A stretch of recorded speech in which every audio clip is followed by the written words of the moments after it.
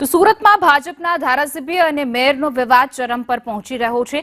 બંને વચ્ચેના પત્રવોરમાં વધુ એક પત્ર સામે આવ્યો છે, જેમાં મેયરના પત્રનો ધારાસભ્ય અરવિંદ રાણાએ સણસણતો જવાબ આપ્યો છે। મેયરના હિસાબી પત્ર સામે અરવિંદ રાણાએ આ પત્રમાં સવાલ ઉઠાવ્યો છે। ધારાસભ્ય અરવિંદ રાણાએ ફરી પાલિકાની પોલ ખોલવાનો પ્રયત્ન કર્યો છે। તેમણે આરોપ લગાવ્યો છે કે સેન્ટ્રલ ઝોનમાં કામગીરી મુદ્દે પાલિકા ઓરમાયું વર્તન કરે છે। રોડ પર 2016 થી ચાલી રહેલું ખોદકામ આજ દિન સુધી પૂરું નથી થયું। મેયરના પત્રમાં બતાવેલો 3.91 કરોડનો ખર્ચ ધારાસભ્યની ગ્રાન્ટમાંથી થયો। પાલિકાએ કોઈ ખર્ચ કર્યો જ નથી। જોવાનું રહેશે કે આ પત્ર વોર ક્યાં પહોંચી રહ્યો છે, કારણ કે એક પછી એક આરોપ પ્રત્યારોપ થઈ રહ્યા છે। ભાજપના ધારાસભ્ય મેયરની કામગીરી ઉપર સવાલ ઉઠાવી રહ્યા છે।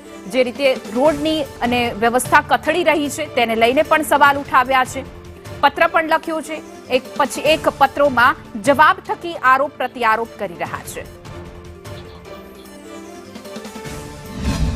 સભ્ય તરીકે મારી રજૂઆત હતી। મેયરશ્રીએ ખૂબ રસ દાખવીને એમાં મને જવાબ જે આપ્યો છે એનાથી મને પૂરતો સંતોષ છે।